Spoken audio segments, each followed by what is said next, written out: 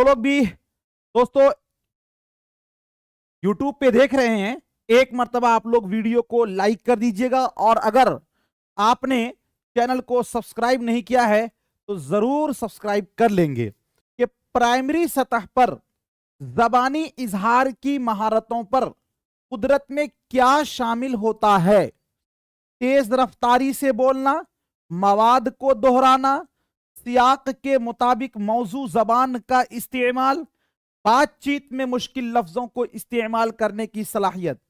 देखिए, इस क्वेश्चन में यह कह रहा है कि प्राइमरी सतह पर यानी प्राथमिक यानी स्टार्टिंग लेवल पर जबानी इजहार का मतलब होता है अभिव्यक्ति, यानी कि दोस्तों हम जो मुंहजबानी बोलते हैं, महारतों पर कुदरत में क्या शामिल, मतलब यह हुआ कि जब बच्चा स्टार्टिंग में यानी प्राथमिक कक्षा में हो तो उस समय अगर वो मुंहजबानी बोलता है तो उसकी मुंहजबानी बोलने की जो महारत की जो कैपेसिटी है वो किस चीज में शामिल होती है, यानी किस चीज में उसकी बोलने की महारत और भी डेवलप करेगी।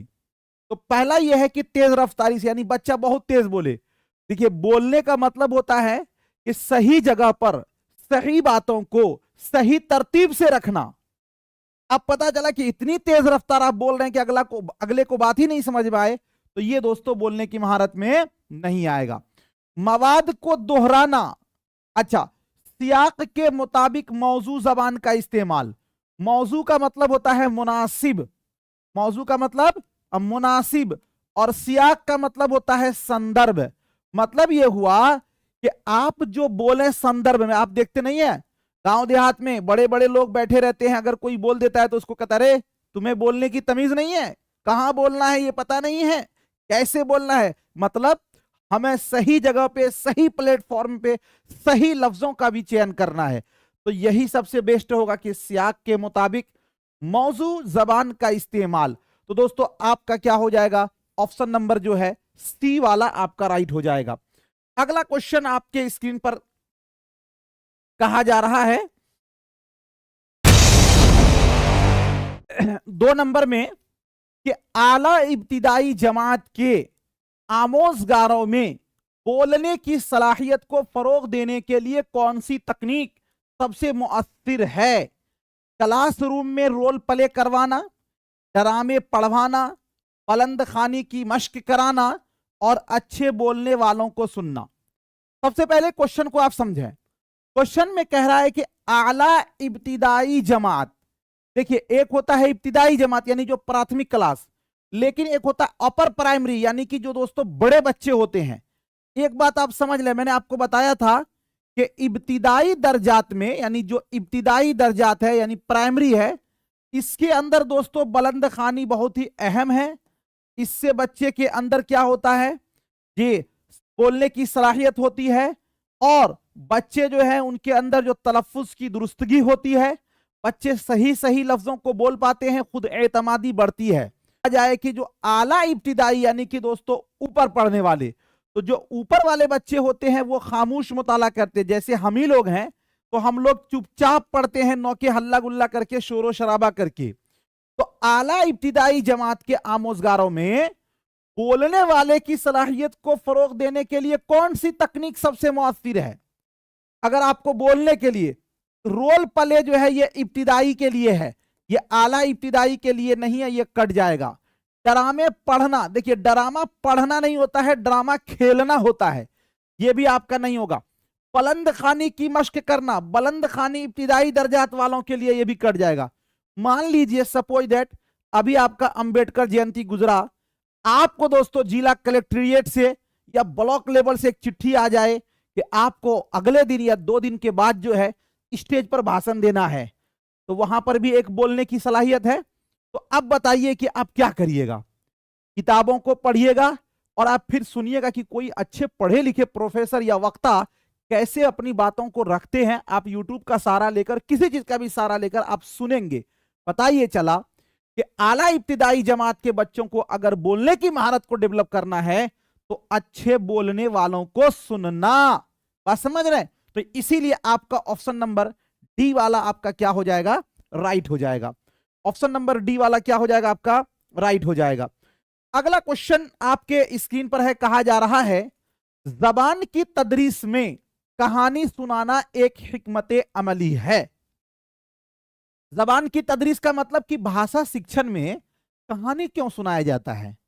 आपने देखा होगा कि भाई मान लीजिए कि हमको बच्चे को भाषा का मतलब हुआ कि बोलना आ जाए और चीजों को समझना आ जाए, पढ़ना आ जाए, लिखना आ जाए, लेकिन कहानी सुनाने का मतलब क्या हुआ, कहानी क्यों सुनाया जाए। यही चीज के बारे में बात हो रही है कि सुनने, बोलने और समझने के लिए, लिखने की महारत की तालीम के लिए, उसके बाद सिर्फ अखलाकियात की तालीम के लिए, पढ़ने की महारत की तालीम के लिए। ऐसे सबसे पहले आप ये समझ लें दोस्तों, जहां भी आपका सिर्फ आए, जहां भी आपका ही आए, जहां भी आपका भी आए, जहां आपका याद करना आए, जहां आपका रटना आए, जहां आपका मारना आए, जहां आपका इम्तिहान लेना आए, ये सब निगेटिव वर्ड है। तो यहां पर जो सिर्फ आ गया ये आपका नहीं होगा। अच्छा, कहते हैं लिखने की महारत, तो लिखने की महारत कहानी सुनने से नहीं आएगा, लिखने की महारत आपको दोस्तों लिखने से आएगा, तो ये भी आपका कट जाएगा। पढ़ने की महारत, यहां पे है कहानी सुनाना, तो सुनने से आपको पढ़ना नहीं आएगा, बल्कि पढ़ना दोस्तों आपको पढ़ने से आएगा, ये भी आपका कट जाएगा। लेकिन एक चीज देखिए, कहानी इसलिए सुनाया जाता है कि कहानी के अंदर बहुत सारे ऐसे अल्फाज होते हैं जिसका माना बच्चों को पता नहीं होता, वो सियाक में यानी संदर्भ में उसका माना पता कर लेता है। और दूसरी बात यह कि कहानी में उतार चढ़ाव, मुहावरे और जरबुल मसल आते हैं, उसका इस्तेमाल पता चल जाता है। तो इसलिए कहा जाए कि कहानी से सुनने की भी कैपेसिटी होती है, बोलना भी आता है और समझना तो आएगा ही। तो इसीलिए दोस्तों इसका क्या होगा, ऑप्शन नंबर ए वाला राइट हो जाएगा। ठीक है, चलिए अगला क्वेश्चन आपके स्क्रीन पर है। कहा जा रहा है कि जबान सीखने के दौरान तलबा को बोलते वक्त अपने तलफ्फुज पर एतमाद नहीं रहता, इस मुश्किल पर काबू पाने का एक तरीका है गलती होते ही उसकी इस्लाह कर लेना, क्लासरूम में बुलंद आवाज से पढ़ना, किसी माहिर की मदद से बोलने की खामियों को दूर करने के लिए खुसूसी मशक़ें कराना, क्लासरूम में खेल जैसी मशक़ें कराना जिनमें तलबा एक दूसरे से बातें करें।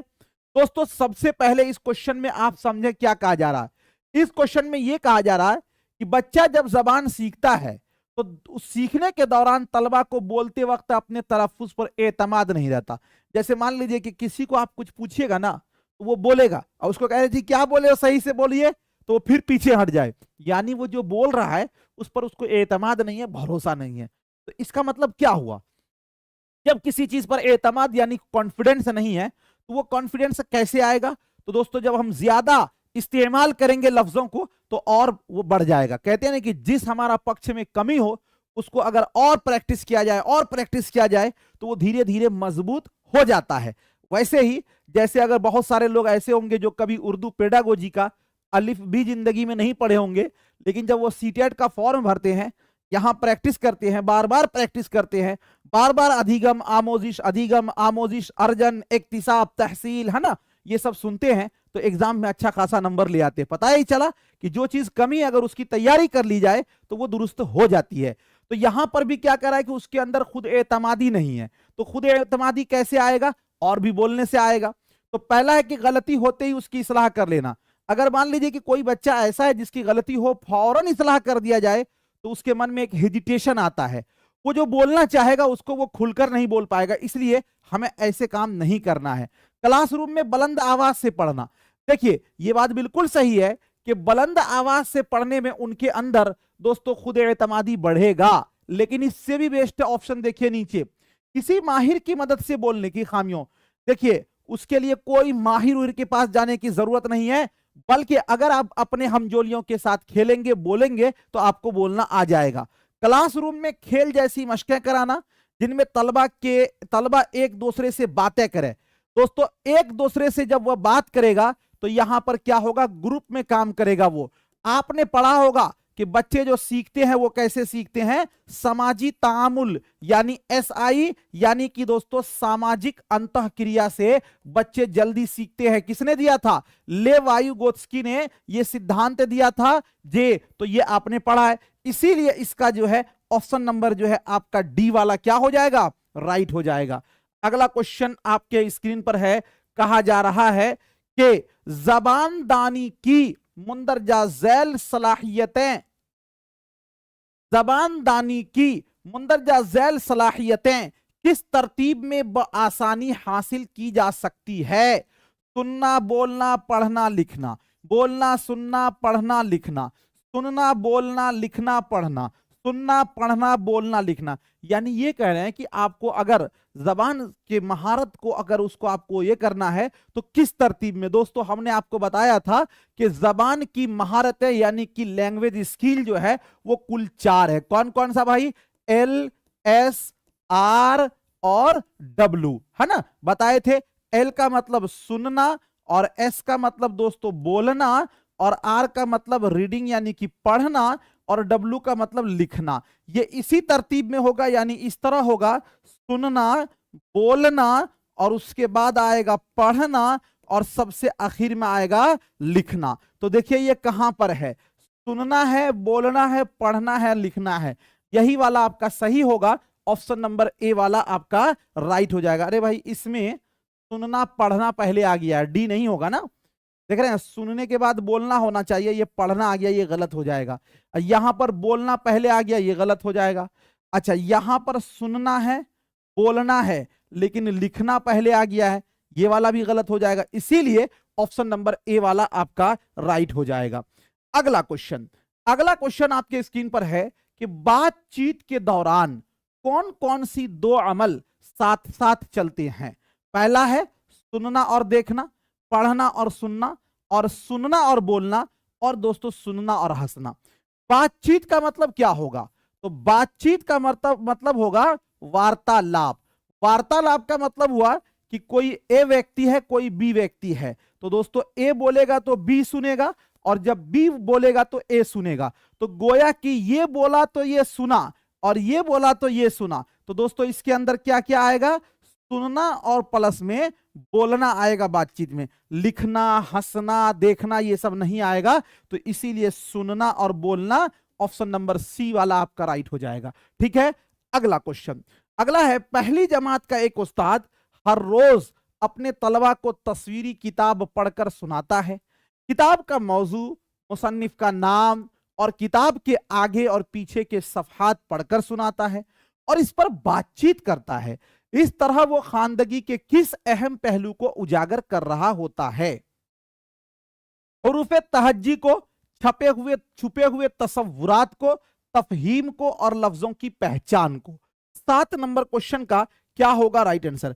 देखिए क्या कहा जा रहा है दोस्तों, आपको यह कह रहा है कि पहली जमात का जो एक उस्ताद है वो हर रोज अपने तलबा को तस्वीरी किताब पढ़कर सुनाता। तस्वीरी किताब का मतलब देख जानते हैं, जैसे आप देखे होंगे 1 क्लास के बच्चे का या LKG UKG के बच्चे का इतनी बड़ी बुक होती है, लंबी चौड़ी, और उसमें सिर्फ ए बना होता है इस तरह एक साइड में, अब बाकी एक बड़ा सा जो है ना वो एप्पल बना होता है इस टाइप का बड़ा सा, वो तस्वीरी किताब है। तो कह रहा है कि बच्चे से हर रोज वो अपने तलबा को तस्वीरी किताब पढ़कर सुनाता है कि तुम सुनो ABCD, जैसे हम लोग बच्चे को पढ़ाते हैं।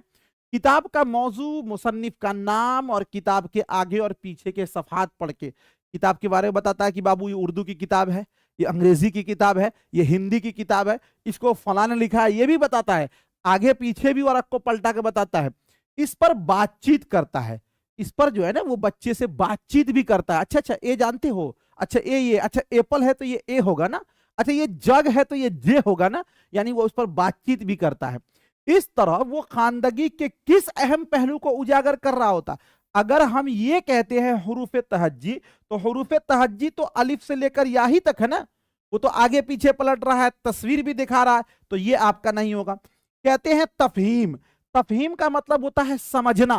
दोस्तों यहां पे समझने वाली बात नहीं है, वो तो दोस्तों क्या कहते हैं उसके बारे में भी चर्चा करता है कि उस किताब को किसने लिखा, इसलिए ये भी आपका कट जाएगा। लफ्जों की पहचान, लफ्जों की पहचान अगर होती तो ये बताता है कि अलिफ बा त्या, यही पढ़ाता ना, लेकिन इसमें तो ये लिखा हुआ है कि मुसन्निफ का नाम बताता है, किताब के आगे पीछे के सफात सुनाता है, उस पर बातचीत करता है, तो ये छपे हुए तसव्वुरात को वाज़ेह करता है। छपे हुए तसव्वुरात का मतलब जानते हैं? तसव्वुर, आपको कोई कहता है तसव्वुर कर लीजिए कि सुनीता विलियम की जगह आप जो है ना जे एयर स्पेस के इसमें आप क्राफ्ट में जा रहे हैं। तसव्वुर का मतलब मान लेना, और जो चीज छपी हुई है उसके बारे में चर्चा करना ही छपे हुए तसव्वुरात को जाहिर करना है। तो ये दोस्तों वही चीज तो कर रहा है ये, इसीलिए आपका ऑप्शन नंबर बी वाला आपका राइट हो जाएगा। ठीक है, चलिए अगला क्वेश्चन दोस्तों आपके स्क्रीन पर है। एक प्राइमरी टीचर तालिबे इल्मों को सुनने की महारतों की नशोनुमा को फरोग दे सकती है। कह रहे कि एक जो है प्राइमरी टीचर जो है वो तालिबे इल्मों के सुनने की महारत, क्या चीज का, सुनने की महारत की नशोनुमा। नशोनुमा का मतलब होता है कि सुनने की जो कैपेसिटी है उसको बढ़ाना, उसको डेवलप कैसे कर सकती है। तो दोस्तों पहला यह है, तलबा से इनफिरादी तौर पर पढ़ाते हुए पूछेगी कि उन्होंने जो सुना उसे बताएं। यानी अलग अलग बच्चे से पूछा जाए कि भाई तुमने जो सुना है उसको तुम बताओ। तो क्या इससे सुनने के क्षमता का विकास होगा। फरोग का मतलब विकास। जब तलबा बोल रहे होंगे तो वो तवज्जा से सुनेगी, यानी ये करेगी जब बच्चा बोले तो वो तवज्जा से सुने। खास सुनने की सरगर्मियों को रोजमर्रा के मामूल से जोड़कर और वो तलबा को बार बार यह याद दिलाएगी कि वो क्या सुन रहे हैं, इस पर गौर करें। यानी वो बार बार इस चीज को याद दिलाए कि वो क्या सुन रहे हैं। देखिए अगर आप ये कहते हैं कि हम बच्चे के सुनने की महारत यानी उसकी कैपेसिटी को डेवलप करना है, उसके लिए जब तलबा से इनफिरादी तौर पर पढ़ाते हुए पूछेगी कि उन्होंने जो सुना उसे बताएं। तो देखिए इनफिरादी अलग अलग करना, आपको सबको एक साथ लेकर चलना है, समावेशी शिक्षा है, यानी कि दोस्तों शमूलियाती तालीम, तो हमें अलग अलग नहीं करना है, इसलिए ये आपका कट जाएगा। जब तलबा बोल रहे होंगे तो वो तवज्जा से सुनेगी। एक बात बताइए, जब बच्चा बोलेगा टीचर सुनेगा तो टीचर के ना सुनने का विकास होगा। यहां पर तो बात करा कि एक प्राइमरी टीचर तालिबे इल्मों के सुनने की महारतों को डेवलप करना है, उसको बच्चे की सुनने की महारत। तो बच्चे की सुनने की महारत कब होगी, जब बच्चा सुनेगा तब। इस वाले ऑप्शन में जब तलबा बोल रहे होंगे तो तवज्जा से सुनेगी, इसमें टीचर सुनने की बात हो रही है, इसलिए यह भी कट जाएगा।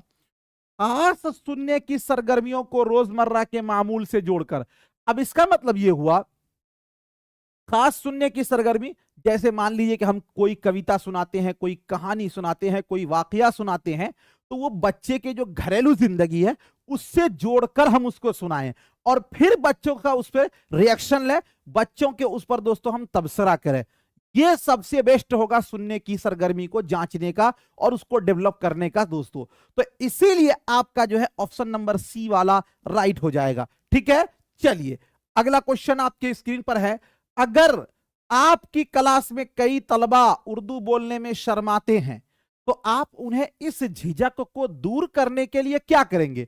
मान लीजिए हमारे क्लास में हैं और अल्हम्दुलिल्लाह हमारे जीएस ऑनलाइन में जितने भी लोग हैं इसमें 95% लोग ऐसे बाहुनर हैं जो कि दोस्तों ऐसी सोहबत में रहकर आए हैं कि वो उर्दू टाइपिंग में कभी लिखने की जहमत भी गवारा नहीं करते हैं। वो सिर्फ और सिर्फ उर्दू का पैर हाथ तोड़ के एक्सीडेंट करके इमरजेंसी हालत में इंग्लिश में ही लिखते हैं। ठीक, ये रोना तो हम हमेशा रोते हैं और आपकी नौकरी भी हो जाएगी तो आप अपनी आदत से बाज नहीं आएंगे जी। तो दोस्तों अब इसमें यह कह रहा है कि अगर आपकी क्लास में कई तलबा उर्दू बोलने में शर्माते हैं, उर्दू बोलने में अगर कोई शर्मा रहा है तो आप उन्हें इस झिझक को दूर करने के लिए क्या करेंगे। ये कह देंगे कि ये तलबा के बाद बोलेंगे, माने हम कह देंगे कि तुम सबके बाद बोलो, इससे नहीं होगा दोस्तों। क्लास में सादा मौजूआत देंगे ताकि ये तलबा बगैर तैयारी के उन पर बोल सके। उन्हें इस जबान में जाती कोचिंग देंगे और दो दो तलबा उनके छोटे ग्रुपों को लिखने और उसे पढ़ने का मौका देंगे। एक बात बताइए, जैसे दोस्तों आपने बहुत सारे मॉक इंटरव्यू में गए होंगे ना, उसमें देखिएगा जो आगे बैठा होता है तो सबसे पहला सवाल आपसे क्या करता है पता है। पहला सवाल आपसे कहेगा कि आप अपना सेल्फ इंट्रोडक्शन कीजिए। अब इंट्रोडक्शन एक ऐसा चीज है कि इसके बारे में सारे जितने भी बच्चे हैं सब अपना इंट्रोडक्शन दे सकते हैं कि मेरा नाम फलां है, मेरे वालिद का नाम ये है, मेरा जो है पसंदीदा चीज ये है, मेरा घर यहाँ है, मैं यहां से बिलोंग करता हूं। यानी दोस्तों ये एक सादा मौजू हुआ जिस पर सारे लोग बोल सकते हैं, लेकिन अगर आपको एक कोई खास मौजू दे देगा तो उस पर सब लोग नहीं बोल सकते हैं। अगर कोई बच्चा शर्मा रहा है तो हम उसको एक ऐसा टॉपिक दे दें कि उस पर बगैर तैयारी के बोल ले तो उस पर सब बोलेगा, कुछ ना कुछ तो बोल ही देगा। तो जाहिर सी बात है कि अगर वो शर्मा रहे हैं तो ये कह दें कि एक तलबा के बाद बोलना, तो जी नहीं, ये आपका गलत होगा। इसके अंदर दोस्तों निगेटिविटी है। क्लास में सादा मौजूआत देंगे, ये जो सादा मौजू है मतलब कि उसको फ्री टॉपिक से देंगे। अब फ्री टॉपिक से यही है कि आप अपने बारे में बताइए, है ना, ताकि ये तलबा बगैर तैयारी के उन पर बोल सके, क्योंकि उनकी जब तैयारी नहीं होगी तो वो शर्माएंगे भी नहीं। तो इसीलिए आपका जो है ऑप्शन नंबर बी वाला आपका राइट हो जाएगा। ठीक है, अगला क्वेश्चन। क्लासरूम में बुलंद खानी के दौरान एक तालिबे इल्म तलफ्फुज की गलतियां करता है। उस्ताद को चाहिए कि, बुलंद खानी का मतलब होता है कि आवाज से पढ़ना, तो जब एक बच्चा आवाज से पढ़ता है और उसमें वो गलती करता है तो वैसी कंडीशन में उस्ताद को क्या चाहिए, गलत तलफ्फुज के लिए उसे डांटे, उसे क्लासरूम कभी बुलंद खानी का मौका न दे, मिसालों के जरिए उस लफ्ज के तलफ्फुज को दुरुस्त करे, उसे समझने और दूसरे तालिबे इल्म को पढ़ने के लिए कहेंगे। एक बात बताइए, आपको कहीं पढ़ने का मौका मिले और आप कुछ गलती कर दो, आपको बैठा दे 10 बच्चे के सामने, तो आपके मन में क्या गुजरता है, उफ, क्यों खड़ा कर दिए हमको, होता है ना, थोड़ा सा हेजिटेशन होता है। तो हमें ऐसा नहीं करना है। ये कहना कि दोस्तों उसको डांटना, ये निगेटिव वर्ड है। उसे कभी भी मौका नहीं देना, ये भी निगेटिव वर्ड है। अच्छा, ये उसे समझने और दूसरे तालिबे इल्म को पढ़ने के लिए कह देंगे, ये भी निगेटिव है। हाँ, जिस बच्चे की जिस वर्ड में तलफ्फुज में गलती है उसको हम अलग से एक आउट मिसाल भी देकर हम दोस्तों उसको समझा सकते हैं और उसको दुरुस्त कर सकते हैं। तो मिसालों के जरिए उस लफ्ज के तलफ्फुज को दुरुस्त करे, ये बिल्कुल सही है। तो ऑप्शन नंबर जो है सी वाला आपका क्या हो जाएगा, राइट हो जाएगा। ठीक है, अगला क्वेश्चन। उस्ताद अपने तालिबे इल्मों से कहता है कि मजमूई ख्याल जानने के लिए मतन पर एक तायराना नजर डालें। इस तरह वो पढ़ने की किस हिकमत अमली पर तवज्जो मरकूज कर रहा है, तकाबुल करना, जोड़ना, बगौर जायजा लेना, सरसरी मुताला करना। ये क्या होगा दोस्तों राइट आंसर। चलिए, एक चीज यहां पर आप सबसे पहले समझ लें, एक लफ्ज है यहां पर तायराना। आपने एक शेर सुना होगा, ए ताइर लाहूती उस रिज्क से मौत अच्छी जिस रिज्क में आती हो, जिस रिज्क से आती है परवाज में कोताही। तायर का मतलब परिंदा, लेकिन यहां पे कह रहा है कि उस्ताद अपने तालिबे इल्मों से कहता है कि मजमूई ख्याल का मतलब कि पूरे मतन का एक लुब्बे लुबाब क्या है ना, इसको जानने के लिए मतन पर एक तायराना नजर डालें।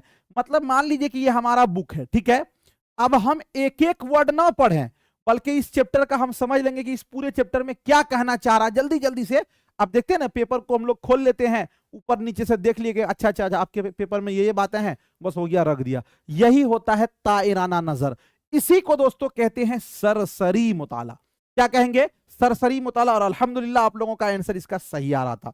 अगला क्वेश्चन, मुंदरजा झैल में कौन जबान की महारत के लिए जरूरी नहीं है, कहानी को नज्म में बदलना, सही हिज्जा लिखना, मतन की तलखीस करना, तस्वीर की वजाहत करना। यानी ये कहा जा रहा है कि वो कौन सा काम है जो कि दोस्तों जबान की महारत के लिए जरूरी नहीं है। तो दोस्तों हम सभी को पता है कि जबान की महारत कितने हैं, 4 हैं। कौन कौन सा भाई, तो आपका है सुनना है, बोलना है ना, और उसके बाद लिखना है, और उसके बाद आपका पढ़ना है, यही ना है। और हमको कह रहा है कि जबान की महारत के लिए कौन सा काम जरूरी नहीं है। पहला यह है कि कहानी को नज्म बदलना। आपने कहीं पढ़ा, भाई हमें कहा गया कि सुनने का विकास करना है, बोलने का विकास करना है, पढ़ने का विकास करना है, लिखने का विकास करना, और ये कहीं नहीं कहा गया कि हर कहानी को आप नज्म में बदलिए, ये महारत में नहीं है। अच्छा, सही हिज्जा लिखना, तो सही हिज्जा लिखने से क्या होगा, आपका लिखने का विकास होगा, तो ये बिल्कुल सही है। तस्वीरों की वजाहत करना, जब वजाहत करेंगे तो इससे क्या आएगा, आपका बोलने का सलाहियत बढ़ेगी, तो ये बात बिल्कुल सही है। मतन की तलखीस करना, जब आप किसी भी मतन का खुलासा दोस्तों करेंगे तो दो ही कंडीशन हो सकती है, या तो आप लिखेंगे या तो आप बोलेंगे, ये भी महारत में आएगा, लेकिन ये वाला आपका नहीं होगा। तो इसीलिए दोस्तों क्या होगा, ऑप्शन नंबर ए वाला आपका क्या हो जाएगा, राइट हो जाएगा। अगला क्वेश्चन आपके स्क्रीन पर, अच्छी तहरीर में शामिल नहीं है, अच्छी तहरीर में तसव्वुरात और पेशकश, सही एराब, कवायद की दुरुस्तगी, और आगे कह रहा है कि सिर्फ खुशखत तहरीर। देखिए क्या कह रहे हैं कि अच्छी तहरीर में शामिल नहीं है। तहरीर का मतलब होता है लेख। तो सबसे पहले दोस्तों आप समझ लें कि तहरीर का मतलब लेख, लेख का मतलब यह हुआ कि आप अपनी बातों को सही ढंग से लिखें। और दोस्तों देखिए लिखने का मतलब यह होता है कि आप अपने मन की बात को लिखें। कोई नोट को हम देख के लिख देते हैं उसी तरह, तो उसको उर्दू पेडागोजी में लिखना नहीं कहते हैं। और जाहिर सी बात है उसको कहीं भी लिखना नहीं कहेंगे, इसलिए कि उसमें आपका कोई योगदान नहीं है, उसमें आपकी कोई मेहनत नहीं, इसलिए कि उसने आपने नकल किया है। हाँ, आप अपनी बात लिखते हैं, आप अपनी बात को अपने लफ्जों में लिखते हैं, उसको लिखना कहेंगे। तो हमको कहा जा रहा है कि अच्छी तहरीर में क्या शामिल नहीं है। पहला है तसव्वुरात और पेशकश। तसव्वुरात का मतलब जो आप सोच रहे हैं और उसके बारे में बताना, तो ये तो बिल्कुल सही है। उसके बाद आपका दूसरा है सही एराब। सही एराब का मतलब यह हुआ कि उसमें जबर जेर जो पेश है वो सही सही, तो बिल्कुल सही बात है, ये भी होना चाहिए। उसके बाद है कवायद की दुरुस्तगी। तो कवायद की दुरुस्तगी का मतलब यह हुआ कि भाई मुजक्कर की जगह मुजक्कर, मुअन्नस की जगह मुअन्नस, ये तो आएगा ही लिखने में। लेकिन यह कहना कि सिर्फ खुशखत तहरीर, सिर्फ खुशखत तहरीर का मतलब है कि एक अच्छी राइटिंग बना के आप खूब गोल गोल लिख देंगे, नहीं। इसीलिए आप देखिएगा कुछ लोग जो टॉप करते हैं उनकी तहरीर अच्छी ना होने के बावजूद भी, लेकिन वो अच्छे से सवालों के जवाब देते हैं, जिसकी वजह से वो टॉप करते हैं। तो दोस्तों ये वाली बात आपकी गलत है। और ऐसे भी अभी हमने आपको बताया था कि जहां पर सिर्फ लगा हो, ही लगा हो, भी लगा हो, है ना, तो ये निगेटिव होता है। तो ये निगेटिव भी पूछा गया, इसीलिए ऑप्शन नंबर डी वाला आपका राइट हो जाएगा। अगला क्वेश्चन है, क्लासरूम में खामोश मुताला एक अच्छा तरीका है। खामोश मुताला चुपचाप पढ़ना क्या होगा? तलबा को तेज रफ्तारी से पढ़ने के काबिल बनाने के लिए, तलबा को दरसी किताब मिलजुल कर पढ़ने के लायक बनाने के लिए, तलबा को तफहीम पर तवज्जो मरकूज रखने के काबिल बनाने के लिए, क्लासरूम में नज्म जब्त बनाए रखने के लिए। दोस्तों ये कहा जा रहा है कि क्लासरूम में जो खामोश मुताला है वो क्या है। आप देखते हैं कहा जाता है कि जब पूरी दुनिया सो रही है तो पढ़ने वाले अच्छे जो तालिबे इल्म होते हैं वो पढ़ते हैं। क्यों पढ़ते हैं? एक खामोश, एक शांति भरा उसको माहौल मिलता है और चीजों को बड़ी गहराई से, बड़ी बारीकी से वो समझते हैं। यानी कहने का मतलब ये हुआ कि खामोश मुताला का एक बहुत सारे मकासद में से एक अहम मकसद ये भी है कि दोस्तों उससे आपके समझने की जो कैपेसिटी होती है वो डेवलप करती है ना। तो क्लासरूम में खामोश मुताला एक अच्छा तरीका, तलबा को तेज रफ्तारी से पढ़ने के काबिल बनाना, ये नहीं। तलबा को दरसी किताब मिलजुल कर पढ़ने के लायक, देखिए खामोश से मिलजुल कर नहीं होगा, इसलिए ये भी कट जाएगा। तलबा को तफहीम पर तवज्जो मरकूज रखने के काबिल बनाना, यानी जहां पर आपको समझना होता है केवल, तो वहां पर हम खामोश मुताला करते हैं। तो ये वाली बात बिल्कुल सही है, ऑप्शन नंबर सी वाला आपका राइट हो जाएगा और सही हो जाएगा। अगला क्वेश्चन है आपके स्क्रीन पर, स्कैनिंग करते हुए कोई तालिबे इल्म क्या कर रहा होता है? स्कैनिंग मुताला दोस्तों हमने आपको बताया था शायद,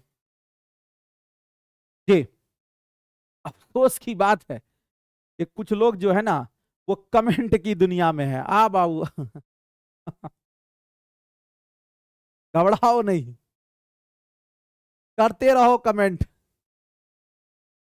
वक्त ऐसा इलाज करेगा कि कहीं चेहरा दिखाने के लायक नहीं रहोगे। घबराते क्यों हो? सारा कमेंटबाजी वक्त बतला देगा।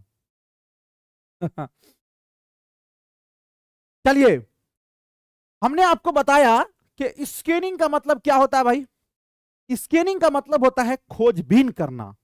जैसे आपको कोई सूत्र खोजना हो, कोई ट्रिक खोजना हो, कोई तारीख पैदाइश, तारीख वफात, वो स्कैनिंग मुताला में आता है। तो कह रहा है कि स्कैनिंग करते हुए कोई तालिबे इल्म क्या कर रहा होता है। जे तो पहला है मालूमात को तरतीब देने की गर्ज से किसी तहरीर को समझने के लिए पढ़ना, यानी किसी चीज को हमको तरतीब देना है उसके लिए स्कैनिंग होता है नहीं। जरूरी और मुनासिब मालूमात को पढ़कर तहरीर में लाना, देखिए ये तो ठीक था कि जरूरी और मुनासिब मालूमात को हासिल करना, लेकिन ये कहा जा रहा है कि इसको तहरीर में लाना। भाई तहरीर में लाना मुताला में नहीं आएगा, ये भी कट जाएगा। किसी तहरीर की गैर जरूरी तफसीलात को नजरअंदाज करके उसमें पेश करदा मखसूस मौजुआत की निशानदेही करने के लिए उस पर गहरी निगाह डालना। आप जैसे मान लीजिए कि पूरे बुक में किताब छपी हुई है, आप गैर जरूरी तफसीलात यानी जो आपके लिए नहीं है आप उसको छोड़ दे रहे हैं, और जो आपके काम की चीज है आप उसी को पढ़ रहे हैं। यही तो हुआ आपका स्कैनिंग मुताला जो हमने आपको बताया था।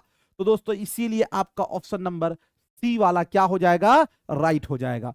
ठीक है, चलिए अगला क्वेश्चन आपके स्क्रीन पर है। एक खुलासा लिखने के लिए दो महारतें जरूरी हैं, वो है हर्फ रब्त इस्तेमाल करना, सही इबारत लिखना, अल्फाज के बजाय इस्तलाहात का इस्तेमाल करना, मतन को अपने अल्फाज में दोबारा लिखना, मुतरादिफ अल्फाज का इस्तेमाल करना, मतन के छोटे और बड़े निकात की शनाख्त करना और मरकजी ख्याल को समझना। कह रहे हैं कि हमको अगर एक खुलासा लिखना हो, खुलासा का मतलब जानते हैं, समरी, समरी का मतलब सारांश यानी कि शॉर्ट। कोई भी कहानी कविता है तो दोस्तों उसको अगर आपको खुलासा लिखना होगा तो उसके लिए दो महारतें आपको चाहिए। तो क्या क्या, किसी भी कहानी का अगर आप खुलासा लिखेंगे तो सबसे पहले तो ये चाहिए कि उस कहानी को आप समझे हो, एक तो ये चाहिए। उसके बाद दोस्तों आपको ये चाहिए कि उस कहानी के छोटे बड़े निकात जो पॉइंट्स हैं वो भी आपको समझ में आने चाहिए। तो इसीलिए ये कहना कि हरफे रब्त इस्तेमाल करना और सही इबारत लिखना, जी नहीं, अल्फाज के बजाय केवल इस्तेलाहात का इस्तेमाल करना, यह भी नहीं होगा। मतन को अपने अल्फाज में दोबारा लिखना, अब मुतरादिफ अल्फाज का इस्तेमाल करना लिखा हुआ, इसलिए यह नहीं होगा। लेकिन यहां देखिए मतन के छोटे और बड़े निकात की शनाख्त करना और मरकजी ख्याल को समझना, क्योंकि आप खुलासा कब लिख पाएंगे, जब उसके मरकजी ख्याल को समझ पाएंगे। तो इसीलिए इसका क्या होगा, ऑप्शन नंबर डी वाला जो है वो आपका राइट हो जाएगा। अगला क्वेश्चन है, पढ़ने से कबल की सरगर्मियों का क्या मकसद होता है? पुरलुत्फ आमोजिश के तजर्बात फराहम करना, नए अल्फाज सिखाना, तलबा की मालूमात में इजाफा करना, सबक में दिलचस्पी पैदा करना।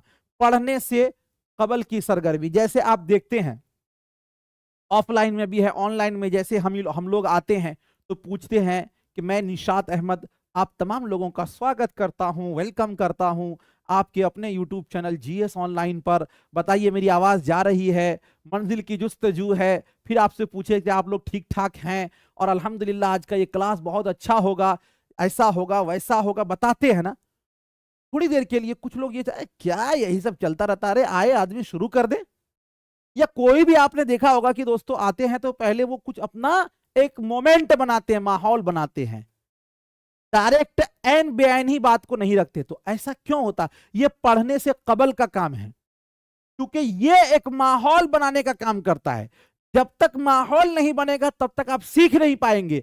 तो दोस्तों पढ़ने से कबल की जो सरगर्मी है, इससे क्या होगा कि सबक में दिलचस्पी पैदा होगी आपकी, क्योंकि जब माहौल बनेगा तभी तो आप पढ़िएगा, और जब माहौल नहीं बनेगा तो आप तो पढ़िएगा नहीं, ऐसे ही आवारागिरी करिएगा। तो दोस्तों पढ़ने से कबल की सरगर्मियों का मकसद क्या है कि दोस्तों सबक में दिलचस्पी पैदा करना। इसीलिए ऑप्शन नंबर डी वाला आपका राइट हो जाएगा। ठीक है, चलिए अगला क्वेश्चन आपके स्क्रीन पर है कि किसी मजमून की तफहीम के दौरान वो हिस्सा जहां मुख्तसर खुलासा अहम तरीन मालूमात के साथ बिला किसी तकरार के पेश किया जाता है, पाया जाता है। तारुफ में, इख्तितामिये में, पैराग्राफ में और वस्त में। देखिए वस्त का मतलब होता है दरमियान, दरमियान का मतलब बीच, और तारुफ का मतलब होता है पहले, यानी जहां पर इंट्रोडक्शन है ना।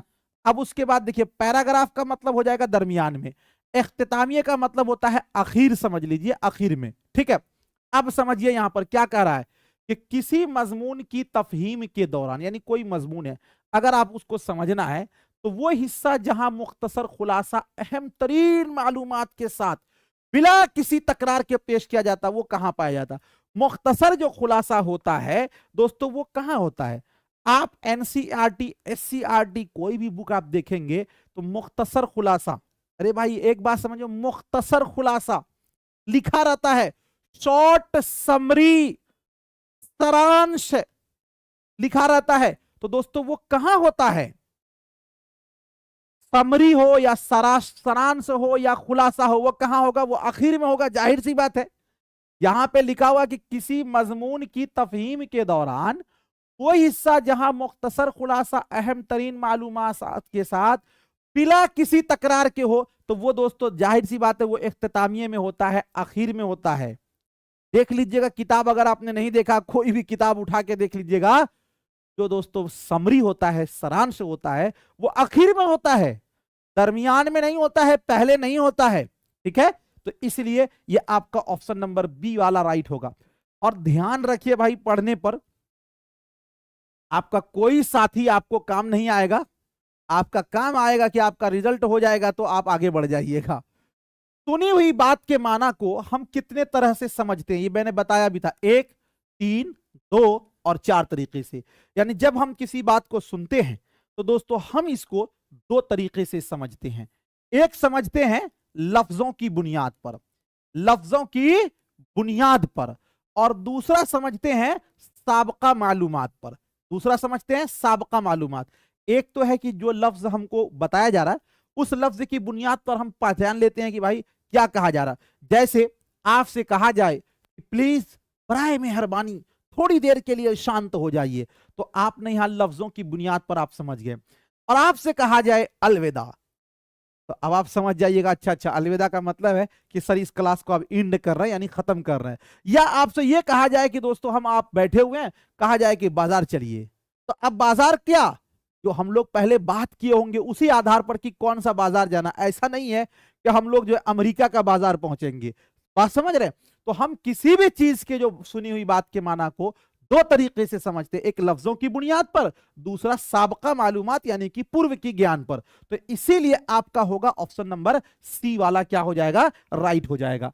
अगला क्वेश्चन आपके स्क्रीन पर है कि उर्दू में जुमले की तरतीब किस तरह होती है? फेल, मफऊल, इस्म, इस्म मफऊल फेल, और फेल मफऊल इस्म, फेल इस्म मफऊल। देखिए हम एक लिखते हैं और आप एक चीज ये समझ लें, उर्दू में जिस तरह जुमला लिखा जाता है उसी तरह अंग्रेजी में भी होता है।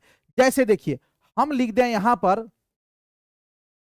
जैद को अकरम ने मारा। अब एक ये लिख देते हैं, इसको हम 1 नंबर देते हैं। दूसरा हमने लिखा अकरम ने जैद को मारा, इसको हम 2 नंबर दे देते हैं। ठीक है, आपको अभी समझ में आ जाएगा कि आप कैसे लिख रहे हैं। तीसरा हम यहां पे लिखते हैं मारा जैद को अकरम ने।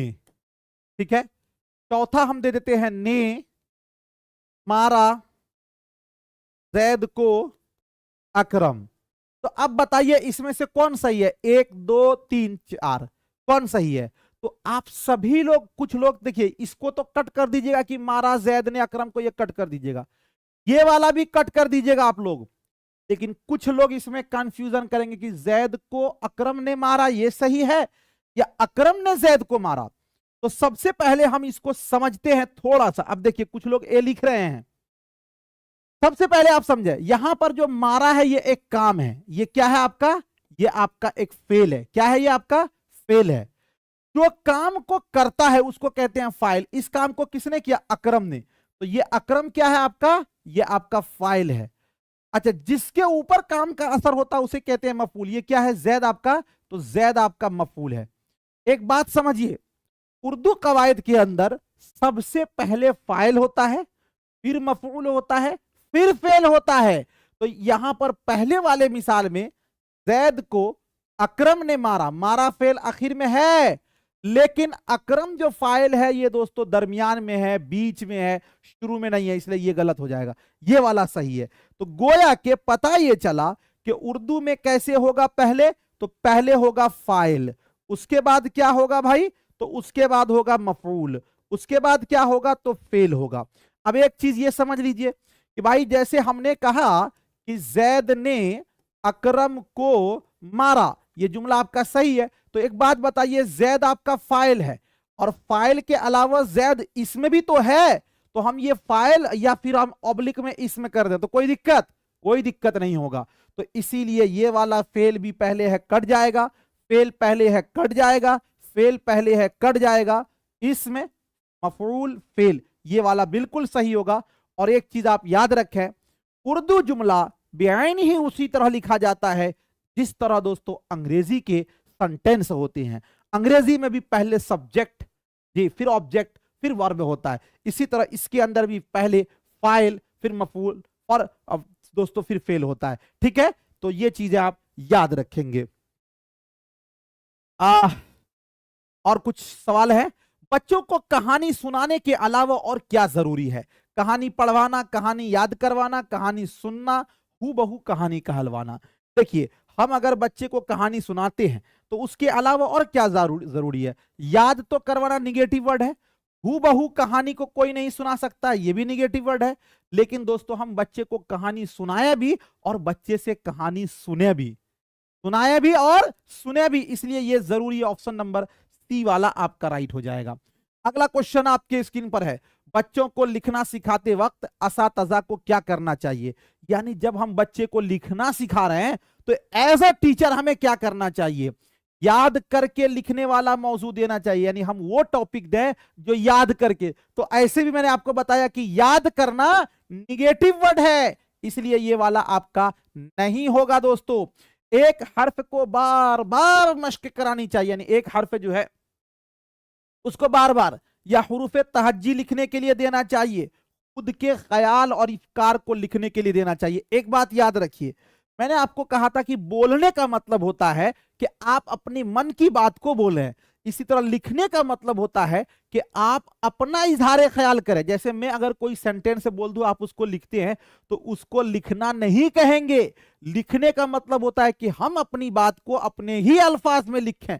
तो अगर हमको बच्चे को लिखना सिखाना है तो खुद के ख्याल और इफ्कार को लिखने के लिए देना चाहिए कि आप इस टॉपिक के बारे में क्या सोचते हो। तो इसीलिए ऑप्शन नंबर डी वाला आपका क्या हो जाएगा? राइट हो जाएगा। अगला क्वेश्चन, मुंदरजा झैल में से कौन सा महारत का ताल्लुक नहीं है?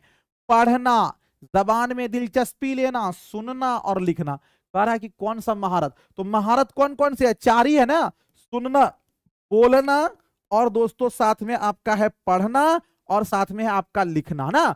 तो एक बात बताइए, पढ़ना आ ही गया है, सुनना आ ही गया है, लिखना आ ही गया, लेकिन जबान में दिलचस्पी लेना है नहीं है, तो इसीलिए यही नहीं होगा। ऑप्शन नंबर बी वाला आपका राइट हो जाएगा। अगला क्वेश्चन, एक क्लास के बच्चे ज्यादातर किसमें गलतियां करते हैं? पढ़ने में, लिखने में, बोलने में, इनमें से सभी। यानी एक क्लास के बच्चे जो हैं वो ज्यादातर किस चीज में गलती करते हैं? तो एक बात याद रखिए, एक क्लास के बच्चे का ये भी नहीं है, सब अपने अनुसार गलती करते हैं, किसी में भी गलती कर सकते हैं। इसीलिए आपका ऑप्शन नंबर डी वाला राइट हो जाएगा।